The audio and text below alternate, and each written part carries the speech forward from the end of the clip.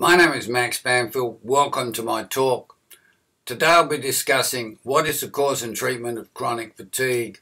There are millions of possibilities for any one health problem. I'll discuss some of them and draw my conclusions.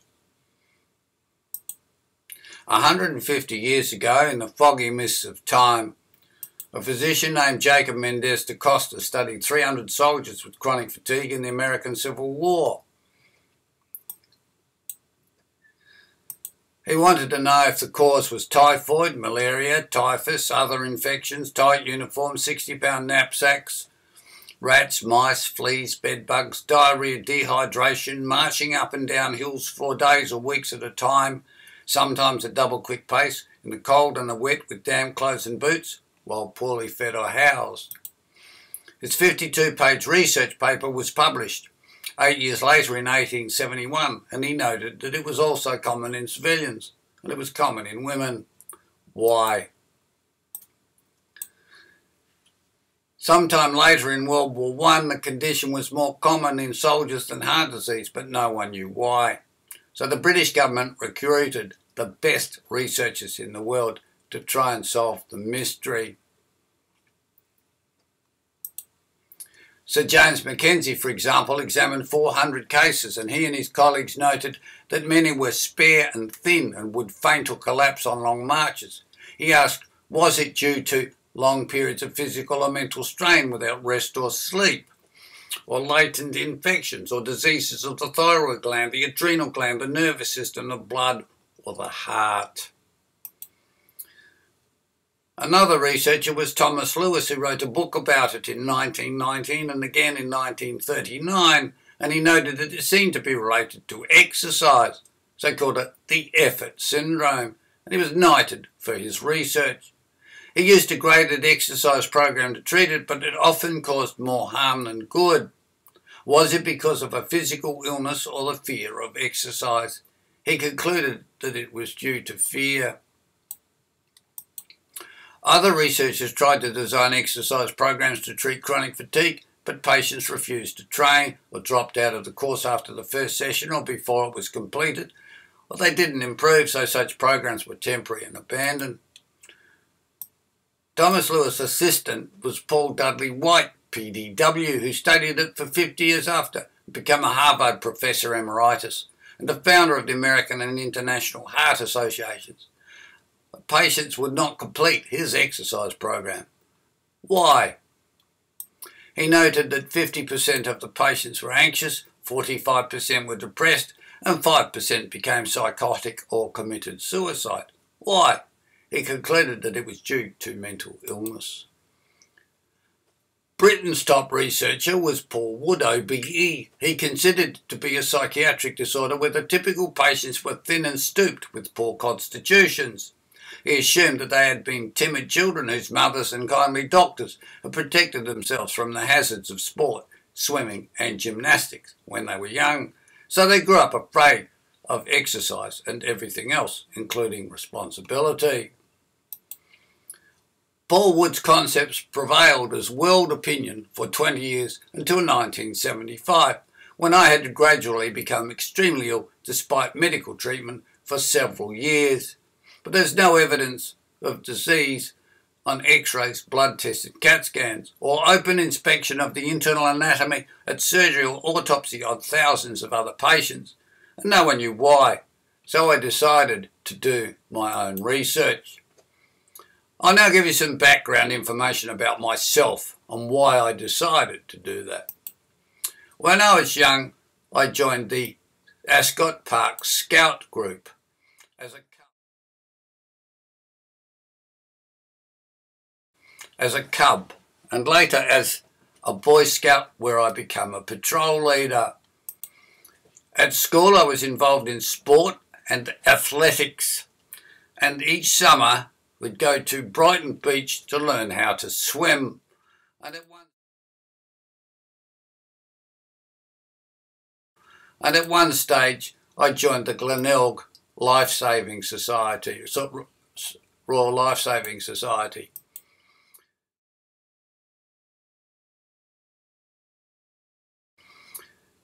And 3 nights a week I was involved in gymnastics for 5 hours a night, or up to 5 hours a night, and on the weekends, where I soon became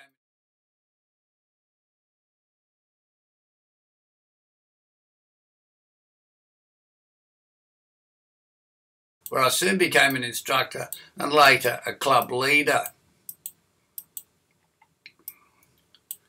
You can see here I'm riding a unicycle that's 9'6" high. On my head is about 12'6" high, and I'm smiling.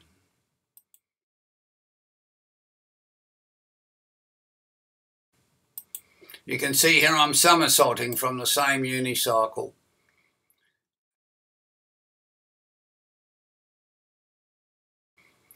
And my mother was in the audience. A local MP, Member of Parliament, Jeff Virgo, was in the audience. And I invited my doctor along, but he was going to the pictures with his family on the same night. And my father is in the back left side of the photo. He was treasurer of the gymnastics club, and he went on to become a president of the Edwardstown branch of the Returned Servicemen's League. And when he died, 150 people attended his funeral, and the pallbearers were Anzac War veterans from World War II. I received fitness awards and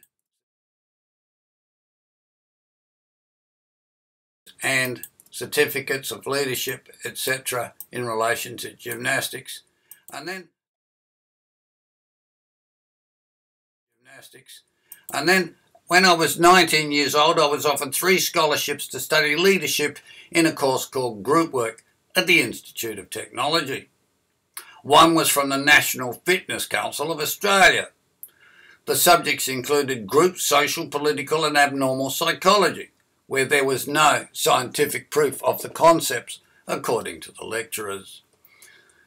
The head lecturer told me that I was the most creative person she had ever met, and that one day I would change the way the world thought about humanity, which I thought was a bit odd, given that I wasn't particularly interested in humanities at that age. A few years later, I became extremely ill.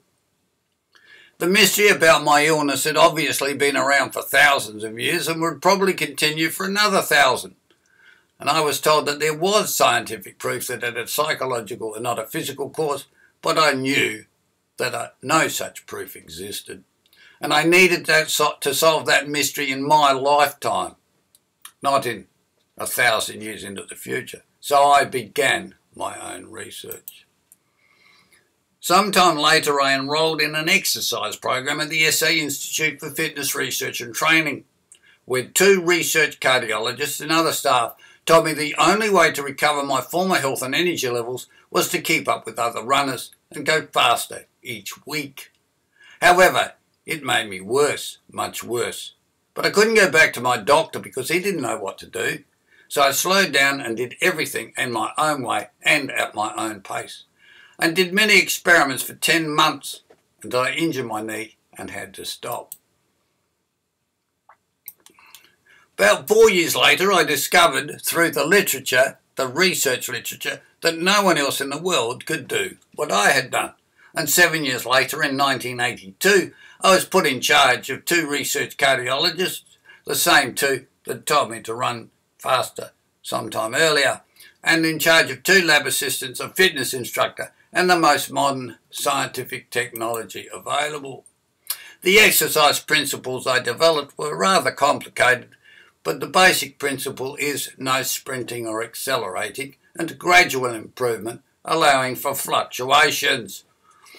And that if any overexercise occurred and the volunteer appeared to be distressed or faint or dizzy, then they could drop out of the course until they recovered, or come back a few days later, necessary. And the social principles were to think for themselves and do everything in their own way.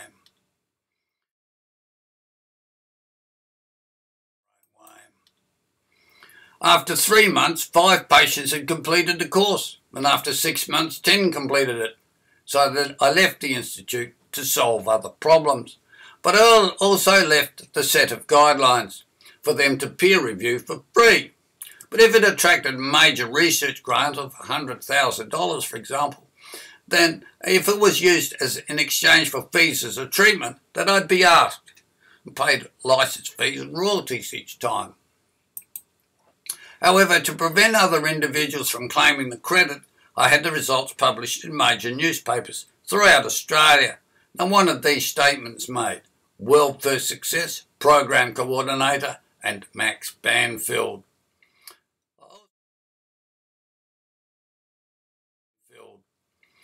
I also sent a copy of my research paper to the Australian Medical Journal, but they returned it with the standard not accepted reply. And here is some newspaper articles. And one of the participants in the course completed a 6-mile marathon, which is called the Adelaide City to Bay Fun Run between Adelaide and Glenelg Beach.